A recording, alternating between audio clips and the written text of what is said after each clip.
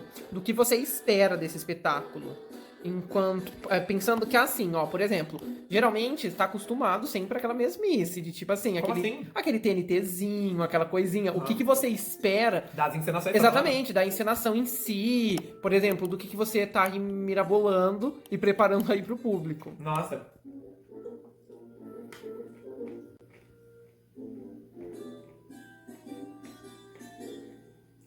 É assim. Uma vez eu fui na aula de um professor muito famoso de história do teatro. Isso quando eu fazia universidade. Nossa, mas pensa um professor mais famoso de história do teatro. Ele é tão famoso que eu não lembro mais o nome dele. E ele já era um senhor também. E ele foi dar uma aula de história do teatro numa pós-graduação em alguma coisa de artes cênicas, que eu também não lembro mais o que era. Porque eu apaguei os anos de universidade da minha cabeça, porque foi uma tortura sem fim. Eu fui pra universidade achando que eu ia fazer arte e eu não fiz nada. Tive que sair de lá, mas isso é outra história. Aí eu pedi pra minha coordenadora deixar eu assistir a aula dele, porque eu não tava na pós-graduação. Aí ela falou assim, vai. Eu fui. Já tinha lido vários livros dele. E aí, eu levei meu caderno, tudo, e era uma pessoa que eu queria muito conhecer. Aí ele chegou, realmente uma pessoa incrível, já... O corpo dele já plastificava o conhecimento dele, porque não era só uma questão de aparência, mas já estava nele. Aí esse homem começou a falar. Uma aula maravilhosa, onde ele ia narrando a história do teatro, desde os mesopotâmios, egípcios, ele chega nesses gregos. Nossa, ele passava um filme que eu nunca assisti na minha cabeça. E foi incrível. Aí, em algum momento, ele abriu para perguntas, para debates entre os alunos, e um aluno levantou a mão e falou assim, professor... E ele estava falando sobre os movimentos artísticos, que como no passado os movimentos artísticos foram tão importantes para o desenvolvimento da sociedade, mas de repente parece que estagnou, parece que não tem mais desenvolvimento artístico, parece que não tem mais escolas artísticas, os artistas não se unem mais, e parece que a gente está parado em alguma coisa entre o cubismo e sei lá, e a arte brega. Nós paramos ali. Aí, um aluno levantou a mão e falou assim, professor, vai haver um novo movimento artístico de teatro no Brasil? Aí esse professor tirou seus óculos, respirou e falou assim, vai. Aí todo mundo na sala, inclusive eu, a gente pensa assim, meu Deus do céu, somos nós, né? Nós somos a gente tá aqui gastando milhões nessa universidade. Eu acreditei que eu nasci com talento, vocação. Eu falei assim, isso sou eu.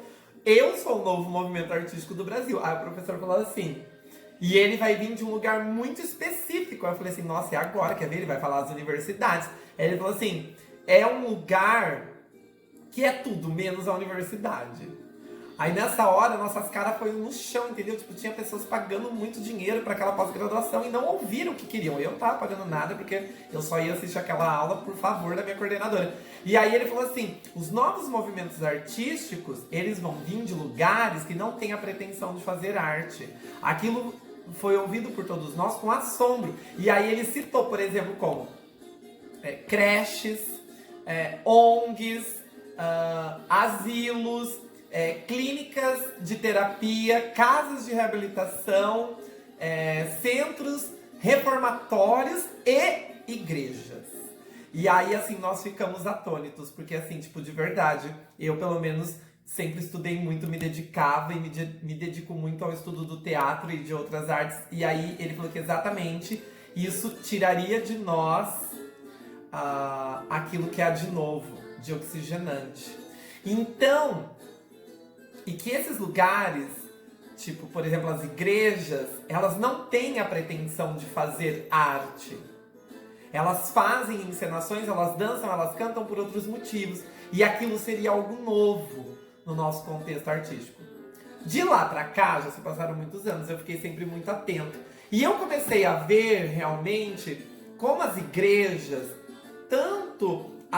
principalmente as católicas e as protestantes / evangélicas, como elas cresceram no âmbito das artes cênicas. Cada vez com mais números de dança, cada vez com mais números musicais, cada vez com mais encenações e narrando situações bíblicas com mais empoderamento.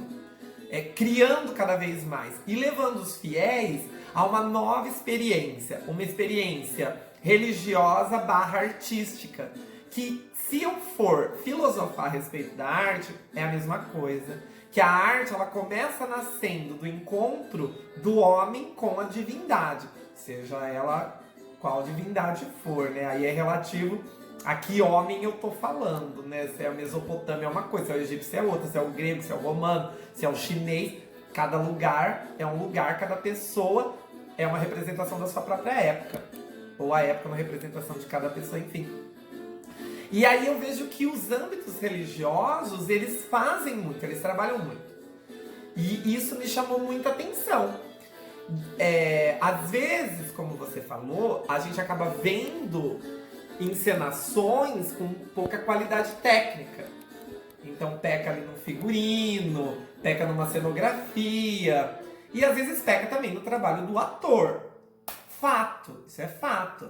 A gente vê muita coisa equivocada, tipo figurinos sendo feitos de cetim, por exemplo, que é um material totalmente contemporâneo e que não representa uma época. Então, se eu quero fazer um espetáculo de uma época, se eu quero representar uma época, eu tenho que fazer uma pesquisa sobre tecido, sobre colorimetria. Então, quais eram as cores das vestimentas daquela época? Não era como hoje, né?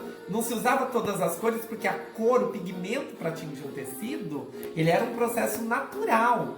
Se extraía de um produto bruto da natureza. Hoje não, hoje é tudo sintético. Então, se eu visto, por exemplo, um apóstolo de Cristo com cetim, se eu jogo um manto azul cetim em Maria, ou pior, se eu vou pro TNT, que daí o TNT, eu nem sei dizer o que é, porque ele tá entre o plástico e o papel, entre o tecido e o nada. É um material muito inferior, porém muito barato, e por isso que é bem usado, eu entendo isso. Mas aí a minha encenação acaba perdendo qualidade técnica. Então, a minha expectativa é trazer técnica para uma coisa que já é muito bem feita por esses segmentos religiosos. Eu não posso menosprezar o que os religiosos fazem, o que as paróquias, o que as congregações fazem já.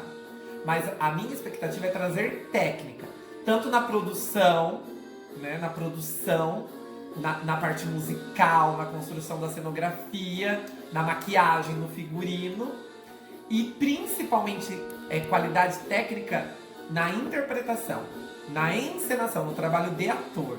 Então por isso que eu estou convocando fortemente o grupo de teatro para que ele tome a frente nesse processo de encenar. E aí, o legal vai ser isso, é possibilitar a toda a plateia, o público que estará lá presente, um grande espetáculo.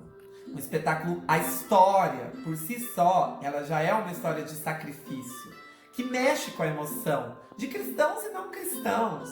Enfim, porque também é uma batalha que é vencida com a morte, né? E isso é muito incrível. Então, mas eu quero trazer uma nova emoção com essa encenação. Porque quando o ator, ele possui a técnica, quando o ator, ele